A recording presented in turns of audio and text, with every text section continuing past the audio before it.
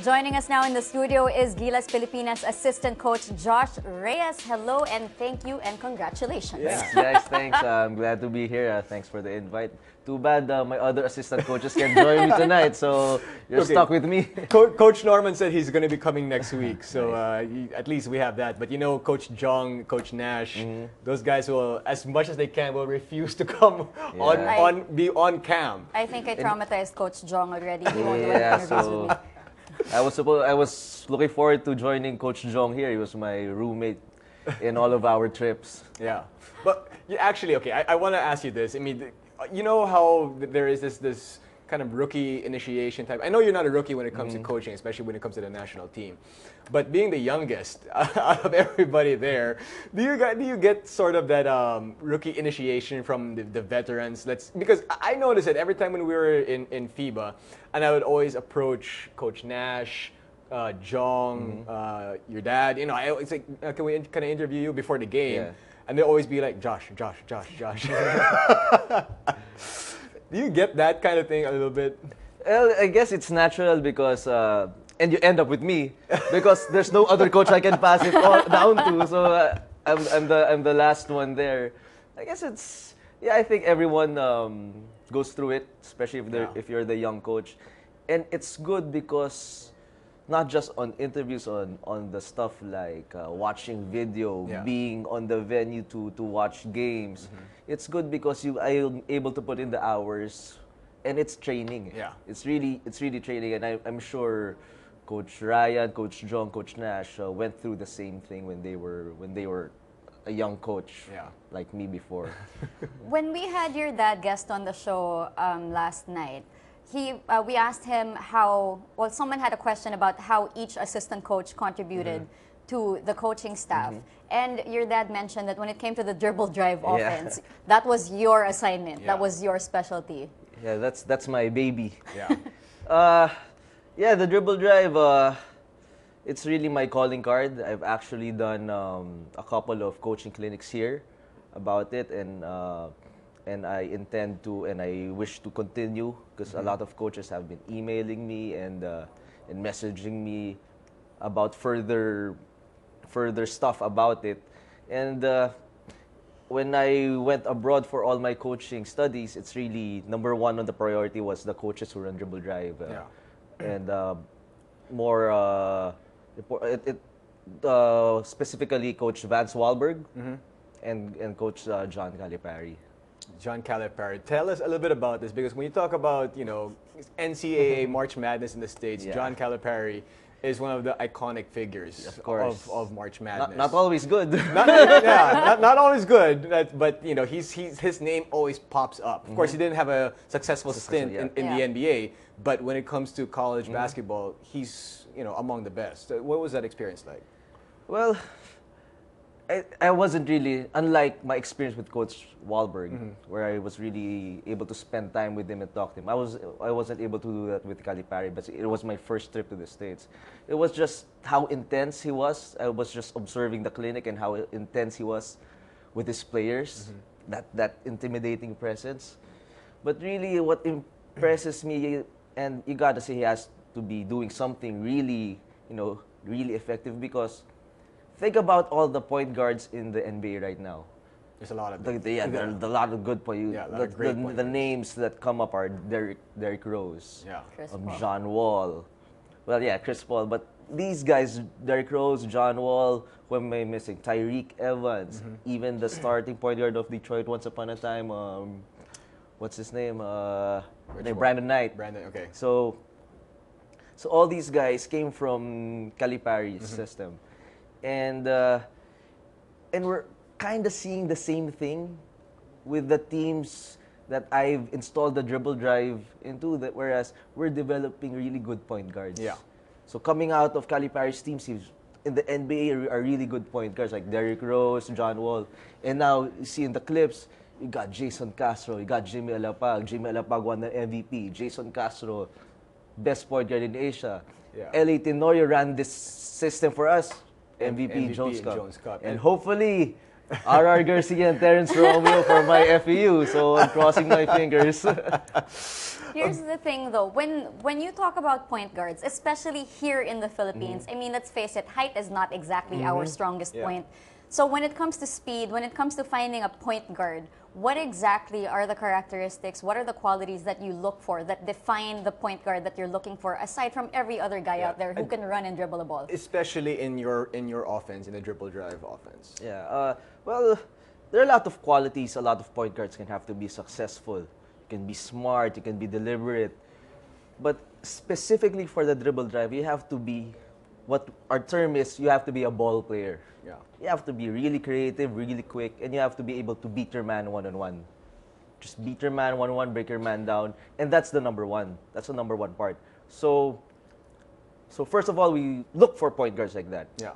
But again, when the process, then he gets into the system, now the process kicks in wherein we teach him how to make good decisions. We teach him how to finish. We teach him the order of looks while he's attacking. So those are the things. But number one, really, for this offense, I'm not saying, there can be a lot of good qualities a lot of point guards can have. But for our offense, you have to be quick, you have to be good off the ball, and height doesn't matter. If you can beat your man one-on-one, this is the offense for you. When you can beat your man off the dribble one-on-one, attack the rim, what is your first option? Is it to score? Is it the drop pass? Is it the kick out for the three? It's always to score. Yeah. Okay, attack, we always say attack the cup, attack the basket, get a piece of the paint. So really attack to score, because if you're attacking to pass, you have nobody to pass to because everyone will just guard the people to pass. So the same way how we guarded Korea. Yeah. We almost never guarded the guy attacking. We guarded all the shooters. and if you noticed in FIBA Asia against the earlier games, our game against Jordan, against Kazakhstan, our shooters went off. Yeah. Jeff Chan against Kazakhstan, Gary David. So during the semis, Korea just decided to stay home on the shooters. Yeah. So guess who went off? It was the guards. The guards, Jimmy Lapag, Jason Castro, because they just kept scoring and scoring. And because of that, okay, Mark Pingris, Johnny Del De Ocampo. Yeah, so that's how effective. I mean, just take us through how intricate this offense is. Obviously, it's not as complex as the triangle, as a lot of people can't really explain. They can't. You ask somebody to explain it. If we get Tim Cohn to sit here to explain the triangle offense, it's probably going to take, I don't know, a month's worth of episodes. I don't know. Yeah, and this is something that I was talking to your dad about last night. Like we've been looking so hard for a Pinoy style of basketball, and we've kind of went away. At one point, we were copying the NBA so much that we would have that isolation plays that the NBA loves to do, and as one of the national teams, the one that your dad coached when we lost to Iran against Coach Toroman, no less. A lot of that was still there. That NBA factor was still there. But the dribble drive, he was saying last night, this is it. This is what the Filipino style basketball should be. So elaborate a little bit how this actually, I guess, works for the Filipino. Okay, number one is our only advantage against the opposition in Asia is our quickness and our guards. I believe really, hands down, we have the best guards in Asia. So with that, what offense can take advantage of that? And it's this offense. Yeah. So since we have the best guards who dominate the ball a lot, then let's run this offense, open up the floor, let them attack, and let us have that advantage every time down. Because if we can just attack and attack every time down and the other team doesn't do anything about it, we'll just keep on scoring. So just really, how can we maximize our advantage as much as possible? And it's this offense, giving us a lot of space. Okay. All right. More from Coach Josh when you return, and we read your replies to our Twitter topic of the night. This is the Solar Sports Test. Keep it here. But okay, Josh, let's just say you were to give Kobe a present. What would it be? There were a lot of nice presents there, but I guess what wasn't mentioned was maybe I'll give him Phil Jackson back. That would be a great one. That would be a great one. Okay, but let's go back to you, Josh. Before we talk about the offense again, which is of course why we want to pick your brain. How is it to sit in the sidelines, be an assistant coach, and your dad is the head coach? And does it add more pressure? Especially when he starts yelling and he starts getting angry at the players, at the coaching staff. So and it's your dad. What's that like? Well, can I start first with the advantages of being Okay, an advantage, assistant coach? Because go. we talked about pressure, but again, being assistant coach is sometimes great because even though you get double the work, double the time spent in the gym, in the office, you get zero pressure.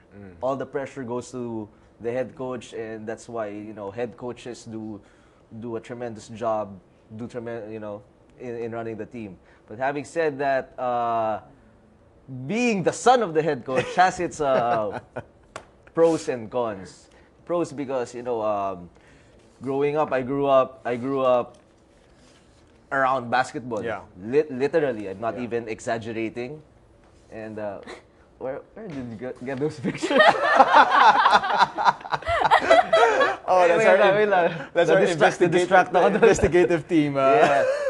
So, and growing up, we've talked about basketball, and really the advantages are, I really know what he wants to happen on the floor. So there are a lot of situations that come up, and I know exactly what's on his mind, what he wants to happen. He says one thing, and it's kind of vague, and I already understand what needs to be done, what needs to be conveyed to the player. So that's one huge advantage. And one disadvantage, of course, is like maybe like you said, a version of pressure. It's almost like you can't make a mistake. Yeah. Because once you make a mistake, then other people might say this and that. And really, my biggest critic is my father.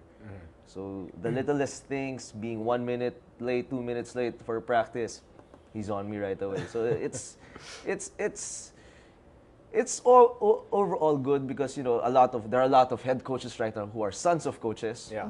And I mean, you can look everywhere in Europe, in the NBA, national team head coaches. A lot of them are sons of coaches. Even Coach Tab Baldwin, who helped us in the FIBA coach, he was a son of a coach and helped his father for a time. So I guess it's a advantage in a way, I would say. But following in his footsteps, though, I mean, he was the youngest coach in PBA history to win a championship at 29 years old.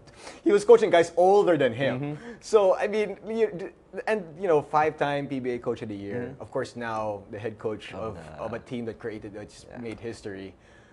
Looking at everything that he's done, that has to have some sort of, just a little bit of, wow, I have to live up to this. Or is it something that you relish in?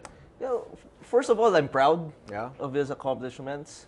So that's the first thing, and happy about it. I can boast about it because aside from his championships with Coca-Cola and Pure Foods, I've actually helped him in most of those accomplishments, and I'm proud to be able to be there and help him in a way, how small or big my help is. So really living up.